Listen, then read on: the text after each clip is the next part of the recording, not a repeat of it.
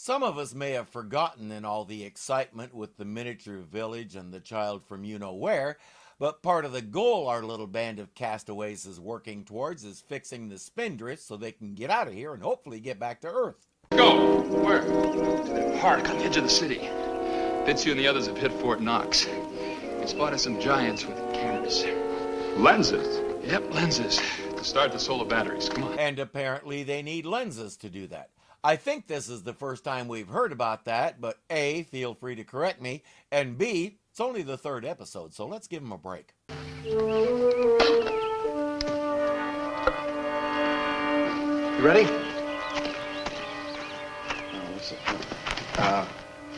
me get the flowers in. Up there. Too bad those lenses already belong to somebody. Too bad for him, because our heroes can't be too particular about laws and such. The alternative to stealing is being stuck here and eventually getting squashed or mounted in a bug collection. That camera he set down should do the job nicely if they can figure out a way to either get one of the lenses out or carry the whole thing off. A few hours in the sunlight with this lens and our solar batteries will be back in shape. Let's get it off. Yeah, Fitz, you and I better take a look. I'm sure not surprised by those giants. Trying to carry that thing does seem like a bad idea. I foresee much back trouble as a result. Too bad nobody foresaw this. That's far enough, sweetheart.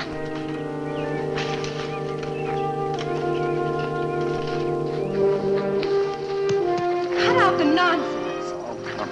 Stop it, please. Stop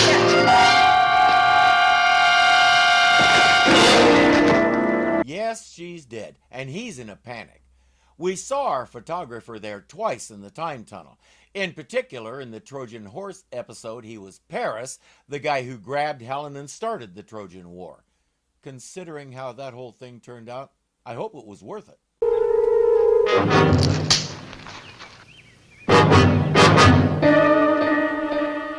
Little people. Yes, everybody knows about them now. The government has a bounty out on them, because it doesn't matter what planet you're on, if it's someone different, your basic human being just cannot leave them in peace. I'm old enough to remember circuses with the freak shows, bearded ladies and deformed men and what have you. A lot of them were fake, naturally, but not all of them. Thankfully, we don't do that anymore. We just enact regulations to make it practically impossible for them to get jobs and housing and such. Progress! He chases them into what appears to be a small animal burrow of some kind.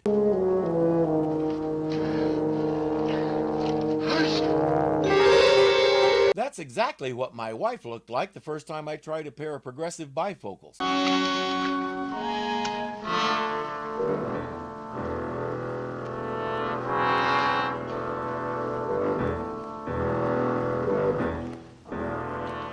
Smoke. He'll smoke them out, though how they're supposed to get out when his little fire is blocking the entrance, I'm not sure he thought that part through.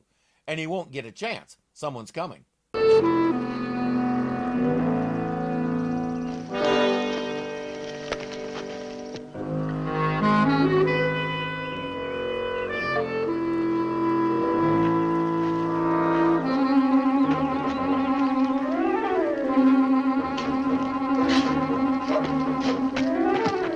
Today we'd call him homeless. In 1968, he was a hobo.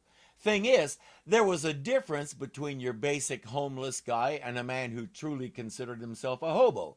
Most hobos were there by choice. They decided to drop out of society for whatever reason, hop a boxcar, and see where it took them.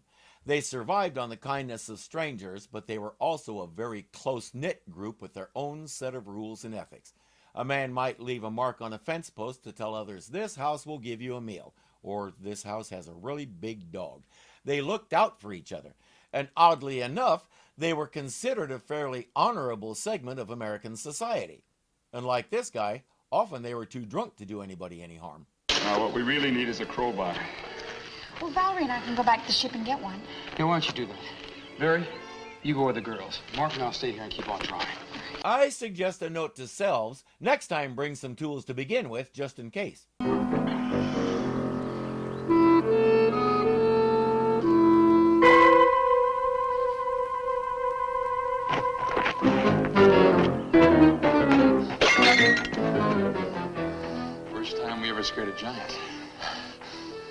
you he's ready to join Alcoholics Anonymous. Our tipsy friend had been around since the days of radio.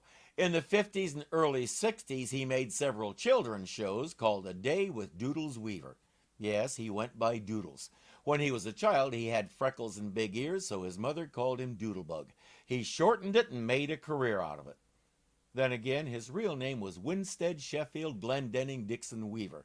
I think if my name was a mouthful like that, I'd go by almost anything else, too. Something go wrong? What happened? We witnessed a murder. You know how it goes, just another day at the park. Photographer. He accidentally killed his model. Then he spotted us and chased us into a gopher hole. And he's asphyxiated us deliberately with fire and smoke. Well, at least he tried to. How'd you get away? Well, this hobo came along and stamped out the fire. You know, when you tell it like that, it just sounds silly. The hobo wanders into the clearing, plops down on a bench, and falls asleep.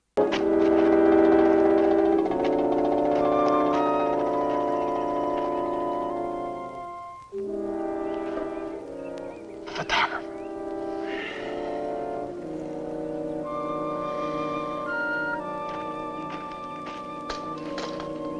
He has an idea, and you can probably guess what it is.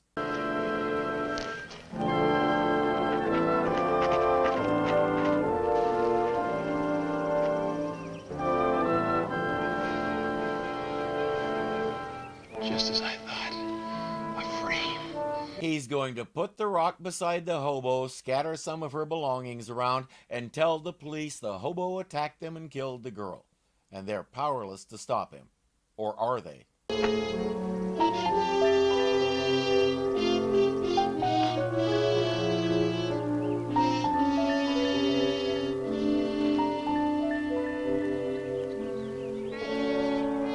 Now, Steve. Now. He's in enough of a panic that he won't investigate the noise. Instead, he'll run for the police.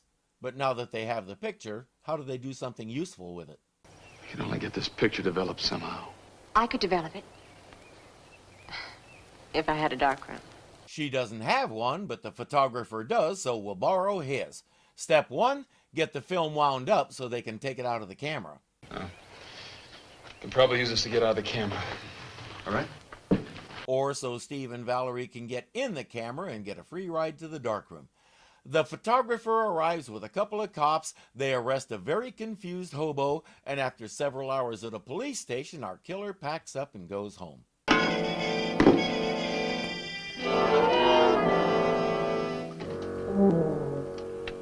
He needs a tranquilizer, not that stuff he's drinking.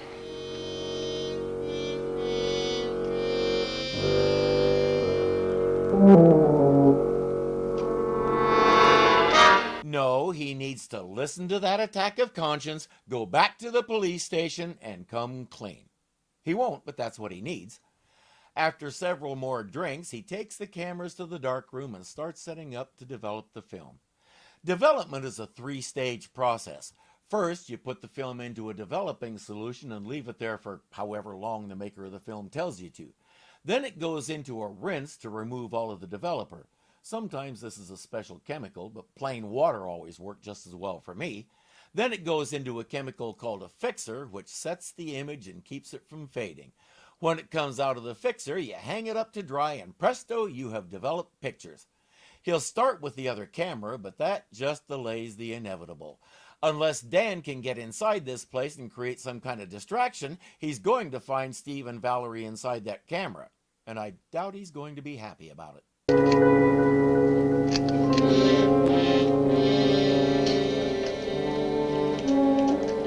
He's using a blue light instead of a red light to develop the film. I'm not sure why. The red light was called a safe light, and you could develop your pictures with the safe light on because the materials weren't especially sensitive to straight red light. Film, on the other hand, could be affected. But I never heard of anyone using a blue light. Everybody I knew just turned all the lights off and did it by feel until our eyes adjusted. Maybe light works different in this world. And no, the red light shining on them isn't a mistake. That window they're looking through is red. It was a common thing at the time. Dan and the others can't find a way inside, but Dan is the man with the plan.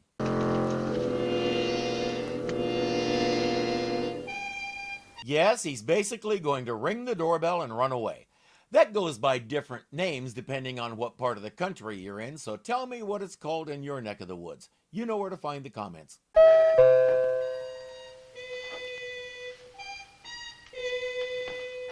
Saved by the bell. I'll bet it's Dad. You sure cut it fine. Don't complain. Let's get out of here. That'll get them out of the camera, but he's just standing in the doorway, so Dan and Mark can't slip past him. We need to get him to go further out. Waterbury.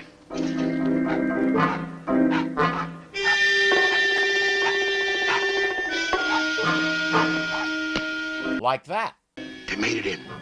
Score one for me. Score one for Chipper and Barry and you. That was unnecessary, Betty. It was his idea, so yeah, score one for him. And stop trying to pop his balloon. You know how hard it is to find a balloon your size. Thing is, our photographer is really freaking out now. Cameras operating themselves, phantom doorbells, and the knowledge that he took another person's life and blamed it on an innocent man all add up to spooks are out to get him. He needs something to do to get his mind off all this, so he returns to the darkroom. Valerie won't have to develop that film after all. Our killer will do it for her.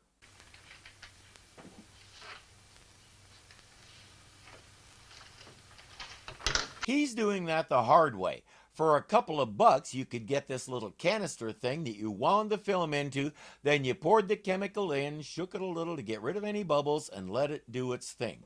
It was completely enclosed, so you could even turn the light on while the developer was working. Incidentally, I pulled that image off of Amazon. They haven't changed a bit since I was using them in the 1960s.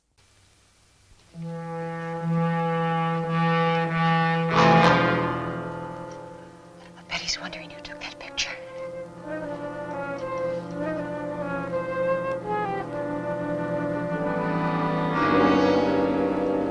If you've ever seen a photo negative, you know it's sometimes hard to make out details because everything's reversed. He has to make a print of it to be sure.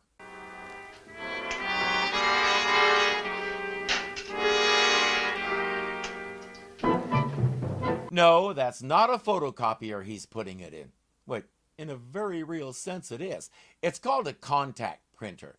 The usual image of a darkroom has a great big enlarger and all kinds of peripheral stuff, but for a professional photographer, it starts here. A pro doing a shoot like he was will end up using maybe 2 or 3 pictures out of a 36-shot roll. When you see a photographer going like this, oh yeah, work with me baby, that's it. Now more that way, yeah, that's it. When he's done and develops the film, he's looking for one good picture for the job he's contracted to do. Photo paper is expensive, which is where this thing comes in. He can get most of the roll onto a single sheet of paper because with a contact printer, you just lay the negatives in there, lay the paper over it, emulsion side down, and close the lid. That turns on the light, exposes the paper, and after you develop the paper, you have film-size prints of your whole roll. Now you can go through the pictures and choose the one you want. That way, you only have to enlarge one picture instead of 36. But in this case, that print could hang him. Steve and the others need to get their hands on it to make sure it does.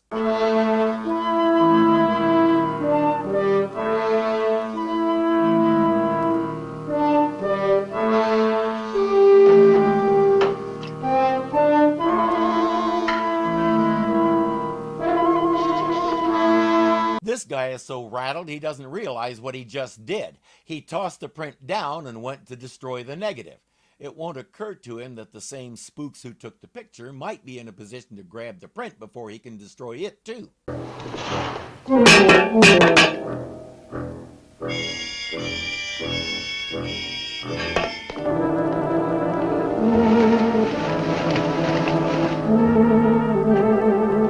There you go. Grab the print and get out of there.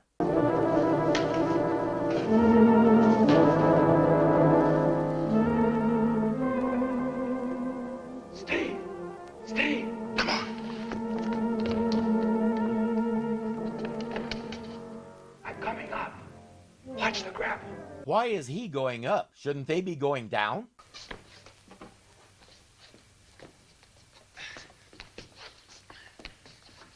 Get the picture. Oh, right, the lens. The whole reason they found themselves in this mess in the first place. Police. Yeah. I want you to send some officers here right away. 23 Circle Parkway. Some prowlers have broken in here. No, I didn't see them exactly. I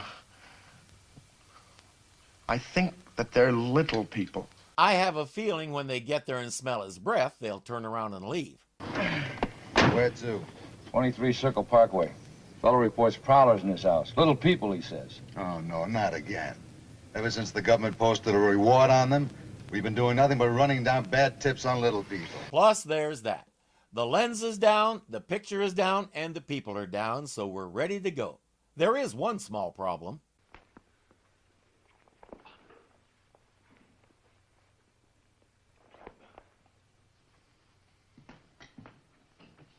He stuck that safety pin a little too good, and they're out of time.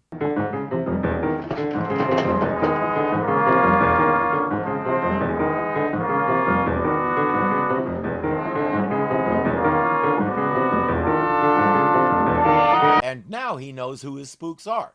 Not that it's going to reduce his panic any.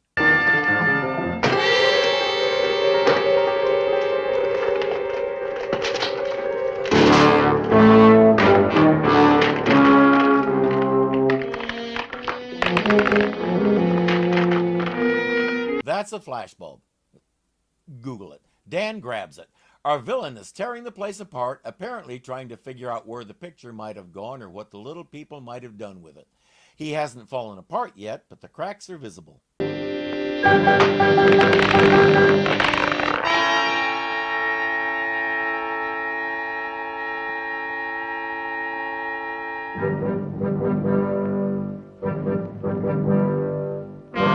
He's looking at it like he needs to Google it.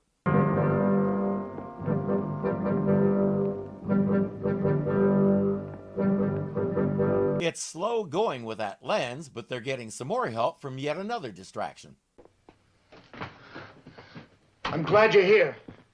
Little people, they're all over my studio. Not anymore, they aren't. Try to keep up. You don't believe me, huh? Well, you look around, you'll find them.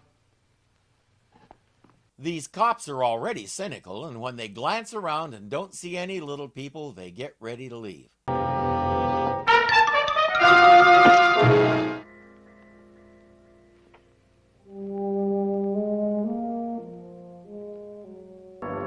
Hey, George. Take a look at this.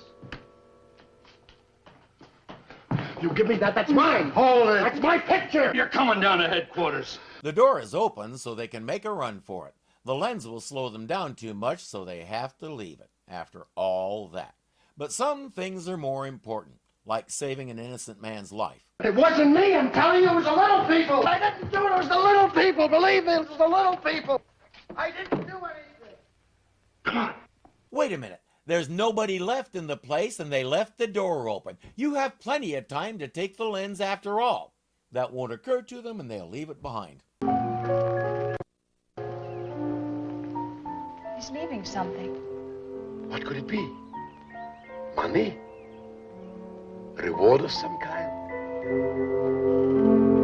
It's called a box camera. I had 3 of them when I was little.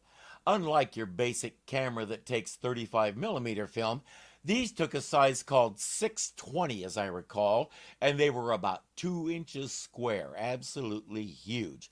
The cameras were ridiculous to try and operate, and by 1960 you couldn't get film for them anymore, so they all became toys for me.